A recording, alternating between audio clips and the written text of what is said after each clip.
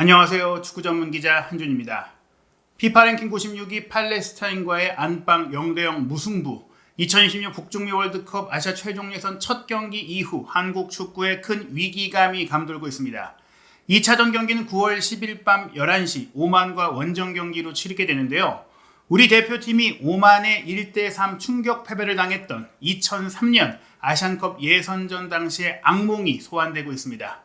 무려 21년이나 지난 옛날 일이지만 한국 축구가 또 한 번 오만 쇼크에 무너질 수 있다는 걱정이 나오는 데에는 충분한 근거가 있습니다. 이번 경기의 공중파 중계 해설을 맡은 한국 축구 레전드 이영표 KBS 해설위원을 연결해 우리 대표팀이 팔레스타인과의 첫 경기에서 고전했던 진짜 이유, 그리고 오만 대표팀의 전력 분석부터 오만전 공략법까지 깊이 있는 분석 내용을 한준TV가 독점 인터뷰를 통해 전해드리도록 하겠습니다. 우선 팔레스타인과의 경기 좀 아쉽게 비겼는데 경기적으로 봤을 때 어떤 점이 좀 가장 아쉬웠다고 생각하시는지? 팔레스타인은 제가 지난 그 아시안컵 때 그 카타르 현지에 가서 제가 경기를 봤었어요. 예. 그래서 그때 제가 그 팔레스타인 경기를 보고 정말 저는 인상적이게 경기를 봤거든요.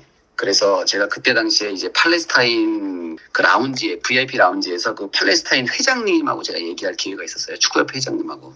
그래서 전반전 끝나고 났을 때 내가 너무 경기가 좋다. 왜 이렇게 팔레스타인 정말 왜 이렇게 강해졌냐 이제 이런 얘기를 했더니 그 회장님이 하는 얘기가 팔레스타인 이거 우리 갑자기 이렇게 한 게 아니라 20년 전부터 만든 팀이다. 20년이요? 그래서 20년 전부터 우리가 프로젝트에서 만든 팀이다. 그러니까 알고 보니까 이 FIFA하고 AFC에서 팔레스타인이 좀 도움을 받았어요. 재정적인 후원을. 그래서 전쟁 중에도 그 해외에 나가서 전지훈련을 계속하고 또 그 전에도 상당히 어려운 상황 속에서 선수들을 훈련을, 근데 거기에 장점은 이제 훈련을 무한대로 시킬 수 있다는 장점이 있는 거죠. 예. 그래서 되게 이 친구들을 키워낸 친구들이더라고요. 그래서 그냥 우연히 만들어진 팀이 아니라 어렸을 때부터 되게 잘 갖춰진 팀이고 만든 팀이다. 그래서 경기 스타일이나 조직력이나 그다음에 기술적인 면에서 되게 놀라운 발전이 있어서 그때부터 약간 좀 인상 깊었던 팀이었거든요. 이번 경기도 사실은 말씀하신 대로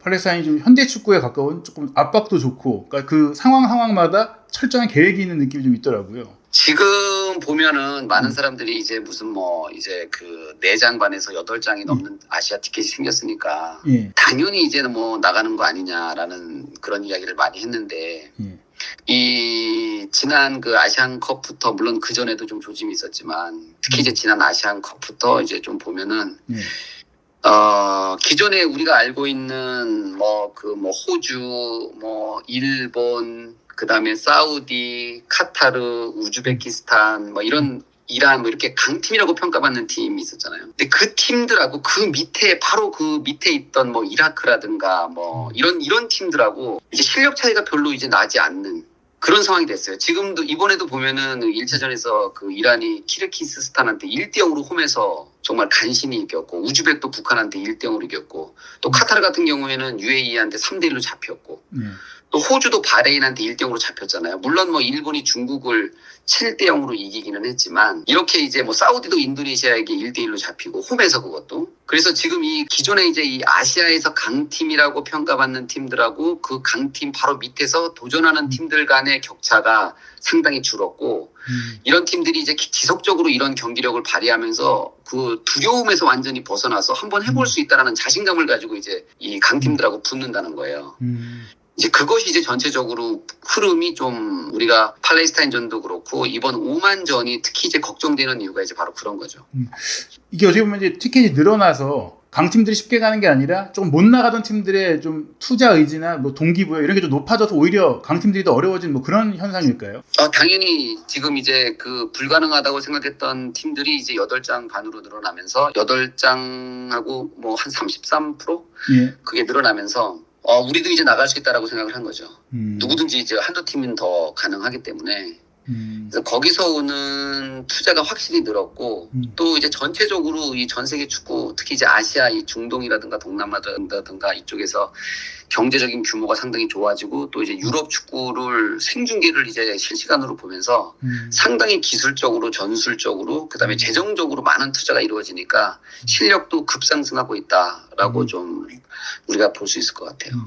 사실 우리가 그 이라크가 지난 아시안컵 때 잘하는 것도 봤었고 이라크를 경기에 왔었는데 놀랐던 게 이제 오만이 이라크를 상대로 지긴 했지만 경기 내용으로 봤을 때는 뭐 거의 팽팽하다는 느낌이었었거든요. 특히 이제 이라크 홈임에도 불구하고 오만이 뭐 기본적으로 수비를 하긴 했지만 공격할 때는 상당히 적극적으로 역습을 하고 또 심지어는 1대0으로 지고 있을 때에는 뭐 전방 압박을 하면서 그냥 앞에서부터 누르면서 시작하고 뭐 이런 경기를 했었거든요.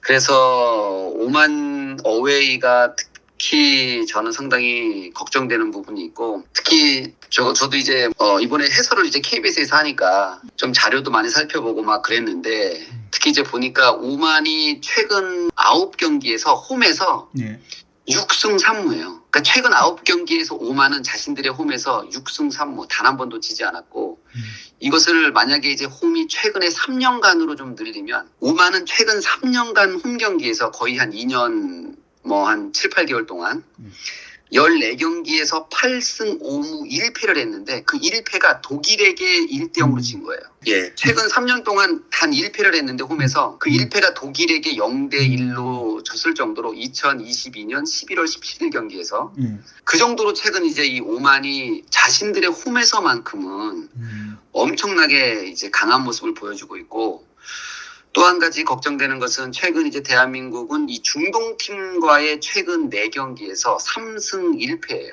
이제 이런 것들이 이제 분위기가 이렇게 맞아가니까 좀 더 걱정스러운 마음이 좀 있는 것 같아요. 경기적으로 보면은 우리가 팔레스타인과의 경기도 상대가 생각보다 내려서는 게 아니라 압박을 했었는데 오만도 그럼 홈이라면은 좀 우리를 상대로 좀 전방 압박을 할 가능성도 생각할 수 있을까요? 경기 초반부터 막 전방 압박을 처음부터 끝까지 하지는 못할 거예요. 왜냐하면 이 오만의 수비 라인이 지난 경기에서 이라크랑 했을 때 오만의 수비 라인 뭐 3번에 아지즈 칼판이라든가 칼 마시미, 그다음에 알 무사라미, 그다음에 뭐 왼쪽 윙백의 알 부사이비 이런 선수들의 이 주전 선수들의 이 평균 나이가 32살에서 34살이에요. 그러니까 32, 33, 33, 34살이거든요. 그렇기 때문에 이 선수들이 뭐 경기 내내 압박을 하면서 그렇게 하기는 쉽지는 않을 겁니다. 왜냐하면 이 선수들이 뭐 경험은 많지만 나이가 있기 때문에 체력적인 부담이 있고 특히 이제 스피드가 이 포백 라인이 다 빠른 게 아니기 때문에 우리는 또 스피드가 있잖아요. 그래서 마음껏 밀고 나오지는 못할 것인데 기본적으로 저는 일단은 대한민국이 경기를 어느 정도 지배하고 컨트롤하는 거는 문제가 없겠지만 엄청난 역습을 아마 준비하고 있을 거고 또 만약에 우리가 선제 득점을 하거나 혹은 이제 0대0인 상황에서 후반적으로 가면 갈수록 이제 오만은 뭐 뒤쪽에만 머물러 있지 않고 오히려 우리를 잡으려고 할 가능성이 높기 때문에 상당히 경기 흐름을 정말 잘 봐야 될 것 같고 무엇보다도 진짜 이 선제골의 중요성이 그 어느 때보다도 이 오만전에서는 중요할 것 같습니다. 뭐 사실 다른 중동 팀들 보면은 예전에는 뭐 특정 공격수 한 명 위주로 플레이를 좀 가져가는 것 같았는데 오만은 기록을 보면은 득점을 한 선수가 여러 명이더라고요. 좀 어떤 선수들이 가장 좀 보시면서 눈에 띄었나요? 일단은 오만은 뭐 이 19번에 지난 경기에서 그 주전 선수로 나온 19번의 알 카프리 선수가 있는데 그 선수보다 제가 보기에는 가장 핵심적인 선수는 이 10번의 알 아흐마디 선수예요. 왼발이 상당히 좋고 뭐 역습에서 아주 능한 선수면서 스피드하고 드리블도 있고 공격에서 거의 뭐 플레이메이킹과 득점 2개를 동시에 할 수 있는 그 선수라서 이 10번의 알 아흐마디 선수를 우리가 잘 제어를 해야 될 것 같고 무엇보다도 후반 이게 주장 있는 이 센터백 왼쪽 센터백 2번의 알 무사라미 선수에게서 모든 빌드업이 시작이 되거든요. 특히 이제 이란과의 경기에서 되게 대등하게 오만이 했던 이유는 이 뒤쪽에서 이 빌드업이 상당히 괜찮았는데 그 빌드업의 중심이 캡틴인 2번의 알 무사라미 선수에게서 이 왼쪽에서 많이 이루어졌단 말이에요. 그래서 이 오만이 볼을 돌려낼 때 특히 이제 우리 공격수들이 이 2번의 알 무사마리 선수에게서 볼이 출발하지 않고 그 옆에 오른쪽 센터백인 이 6번의 알 카미시 선수에게서 볼이 시작되도록 해주는 것이 되게 좋겠다라는 생각을 했고, 다행인 것은 이 수비, 그러니까 미드필더의 중심인 이 4번의 알 알라위 선수가 1차전 막판에 퇴장을 당했습니다. 예. 그래서 다행히 이 선수가 사실은 수비에서 이 공격의 방향을 결정하는 상당히 핵심거리 역할을 해주는 선수인데, 이 선수가 퇴장으로 우리 경기에 못 나오기 때문에 그것은 조금 다행이라고 할 수 있을 것 같아요. 또 하나 눈에 띄는 게 이제 오만의 수비 라인 중에 키가 좀 작은 선수가 있더라고요. 어떻게 보면 이 선수를 좀 우리가 높이로 좀 공략할 필요도 있을 것 같은데, 오세훈 선수가 후반에 나서 좀 괜찮았잖아요. 선발 변화가 좀 우리가 있을 거라고 생각하시는지. 네, 충분히 저는 가능하다고 생각합니다. 그 센터백 중에서 오른쪽 센터백인 알 카미시 선수가 키가 174 정도밖에 안 돼요. 그리고 알 무사라미 선수도 170 후반대밖에 안 되기 때문에 높이에서는 우리가 특히 이제 세트피스 상황에서 코너킥이라든가 프리킥 세트피스 상황에서 우리가 높이에서 상당히 유리할 수 있고, 특히 이제 오만이 이라크전에서 되게 불안한 모습을 보였던 것은 상대가 이렇게 포백 라인이 밀고 올라왔을 때 그 뒷공간으로 볼이 들어가면 이 선수들이 그 볼 처리를 아주 간결하게 밖으로 버리면서 이렇게 공을 시도를 하는 그런 특성이 있기 때문에 지속적으로 만약에 상대가 내려가서 이제 뒷공간을 주지 않으면 드리블 돌파라든가 빠른 크로스 타이밍에서 이렇게 간결하게 패스하는 걸 해야 되지만, 상대가 만약에 자신감을 갖고 밀고 올라왔을 때는 철저하게 이 포백 라인의 뒷공간을 좀 유린하면 노리면 좋을 것 같고, 특히 그 뒷공간 중에서도 이 오른쪽 센터백과 오른쪽 윙백 쪽의 뒷공간을 조금 더 노려준다고 한다면 우리에게는 훨씬 더 많은 기회가 얻을 수 있을 것 같습니다. 그 손흥민 선수 같은 경우 체력적으로도 힘들었겠지만 왼쪽 사이드에서 토트넘에서도 그렇고 이번에 대표팀에서도 그렇고 조금 어려운 모습을 보였는데, 좀 어떤 점이 손흥민 선수가 활약하는데 좀 필요하다고 생각하시는지. 일단은 그날 전체적으로 우리가 상대가 우리에게 많은 공간을 주지를 않고 경기 전체적으로는 이 팔레스타인의 수비 조직이 상당히 촘촘했잖아요. 그런 거는 우리가 당연히 인정하는데, 문제는 이제 그 촘촘한 그 상대의 조직을 우리 대한민국 대표팀의 선수 구성원들이라면 당연히 이제 깨고 들어가야 되는데, 그 깨는 것이 몇 차례 나오지 않았다라는 거. 실이 우리가 지금 이제 해결해야 될 문제고, 아마도 오만전에서도 우리가 지난 팔레스타인전처럼 많은 기회를 갖지는 못할 거예요. 아마도 한 3차례, 4차례 정도의 기회가 있을 건데, 이 3, 4차례의 기회에서 반드시 우리가 오는 이 3, 4번의 찬스에서 득점으로 연결시키지 못하면 우리가 원하는 그런 승점 3점의 결과를 우리가 가져오지 못할 가능성이 크기 때문에, 오만전만큼은 우리가 많은 찬스를 만들어내지 못할 가능성이 크고, 그나마 만들어낼 수 있는 이 3, 4번의 찬스에서 정말 이것을 득점으로 연결시켜야만 승점 3점을 가져올 수 있다라고 생각하고 있습니다. 개인적으로 전망하신다면 이번 경기 좀 어떻게 보시는지. 흐름상 마음 같아서는 정말 어웨이이긴 하지만 좀 대승을 해서 분위기를 좀 바꿨으면 좋겠다라는 생각도 있긴 있어요. 왜냐하면 지난 우리가 그 2차 월드컵 2차 예선에서도 태국과 우리 홈에서 1대1로 비기고 난 이후에 바로 이제 태국에 어웨이 가서 우리가 3대0으로 이겼던 기억이 있잖아요. 그래서 홈에서 어려웠지만 선수들이 이제 바로 이제 각성하면서 우리 선수들의 퍼포먼스를 보여주면서 어웨이에서 오히려 더 일방적인 경기를 했단 말이에요. 그런 경험이 있기 때문에 1차전에서 우리가 이 팔레스타인과의 경기에서 우리가 정말 원하는 그런 경기를 전혀 하지 못하긴 했지만, 이 오만전만큼은 정말 새로운 어떤 에너지와 어떤 전략으로 반드시 승점 3점을 가져왔으면 좋겠습니다. 지금은 이제 이 오만전 같은 경우에는 좋은 경기가 중요한 게 아니라 어떻게 해서든 승점 3점을 갖고 와야 한다. 이게 진짜 중요할 것 같습니다. 만약에 여기서도 우리가 승점 3점을 갖고 오지 못하게 되면 이제 다음 달에 이어질 그 다음 이 대진들도 지금 이라크부터 해서 우리 조단, 이라크 이렇게 쉽지 않은 대진이거든요. 엄청나게 부담스러울 수가 있기 때문에 이번 오만전에서의 승점 3점은 진짜 어떤 경기보다 중요하다라고 생각하고 있습니다. 끝으로 이제 우리 대표팀이 오히려 원정에서 경기력이 좋은 게, 최근 그 문제가 나오듯이 월드컵 경기장의 잔디 문제 때문일지 원정의 잔디가 더 좋아서 더 잘한다, 이런 요인도 정말 있는 건가요? 글쎄요, 물론 잔디가 이제 안 좋으면 선수들이 경기를 하는 데는 상당히 불편할 거예요. 특히 이제 유럽에서 뛰는 선수들이 많기 때문에 유럽에서 좋은 잔디에서 뛰다가 지난 경기에 어떤 잔디는 정말 정말 대표팀 경기를 할 수 없을 수준의 경기 잔디였잖아요. 예. 그래서 그런 말이 나오는 거는 뭐 전 나올 수는 있다고 생각하지만 축구에서는 항상 그 우리만 그런 잔디에서 뛰는 게 아니라 예. 또 오만도 그랬고 이 팔레스타인도 안 좋은 잔디에서 뛰기 때문에 잔디 갖고 공평한 상황에서 얘기할 거는 저는 아닐 것 같고 그것은 하나의 우리의 희망 상황이긴 하지만 예.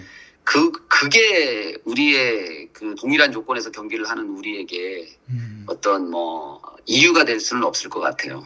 그리고 이제 또 한 가지는 오만이 지금까지 뭐 2011년에 호주도 오만에 가서 패를 했었고 2013년도에도 이란도 가서 3대1로 패를 했었고 일본도 지난 그 2년 전에 일본 홈에서 오만한테 1대0으로 지면서 잡혔던 기억이 있거든요. 예. 그래서 오만은 아주 종종 강팀을 잡는 그런 어떤 역할을 했던 팀이기 때문에 우리가 더욱더 좀 조심을 했으면 좋겠다라는 생각을 가지고 있어요. 특히 이제 이런 경기에서는 최근 이제 우리 10경기에서 손흥민 선수와 이강인 선수가 우리 전체 득점의 거의 한 60% 정도를 지금 해주고 있기 때문에 예. 이 손흥민과 이강인 선수가 이번에도 어느 정도를 해결해 줄 수 있어야 우리가 승점 3점을 가져올 수 있겠다라는 생각을 지금 가지고 있습니다. 이번 경기는 좀 이제 중계하시면서 좀 기분 좋은 이야기가 많이 나올 수 있었으면 좋겠습니다. 우리가 지금 이 대진을 보면은 이 A, B, C조 중에서 이 조편성이 됐을 때 예. 뭐 저도 마찬가지고 모든 사람들이 뭐 가장 그 좋은 조편성이다라는 얘기도 했었고 그 역사상 가장 좋은 3차 예선 조다라고 이야기가 많았는데 실질적으로 이제 이 분위기가 돌아가는 걸 보니까 결국 그렇지 않을 수도 있다라는 생각이 지금 들기 시작하잖아요. 그래서 모든 경기에서 대한민국이 갖고 있는 100%를 하지 않으면 매 경기가 승점 3점을 따기 어렵다라는 것을 이제 지난 그 팔레스타인전에서 우리가 깨달았기 때문에 오만전에서부터는 정말 우리 선수들이 갖고 있는 그 100%의 능력을 좀 발휘해서 승점 3점을 가져왔으면 좋겠습니다. 예. 또 멋진 중계 기대하겠습니다. 경기 끝나고 또 어떤 평가가 나올지 한번 살펴보도록 하겠습니다. 한준TV는 한국 대표팀의 전 경기, 손흥민 선수의 토트넘을 중심으로 한 한국인 유럽파 선수들의 주요 경기와 유럽 축구 주요 빅매치를 여러분과 실시간 라이브 소통 방송, 입중계로 함께합니다. 새롭게 시작한 한준TV의 입중계 라이브 방송은 9월 10일 밤 10시 오만과의 월드컵 예선 2차전 경기로 이어지는데요. 현직 축구 감독이 출연해 함께하는 분석적인 실시간 해설과 더불어 이번 경기 종료 직후에는 신문선 해설위원을 실시간으로 연결해 라이브 관전평까지 전해드릴 예정입니다. 한준TV 입중계로 월드컵 예선 5만전 함께하시기 바랍니다. 한준TV 구독, 좋아요, 알림 설정으로 라이브 방송, 입중계 일정 놓치지 않으시기 바랍니다.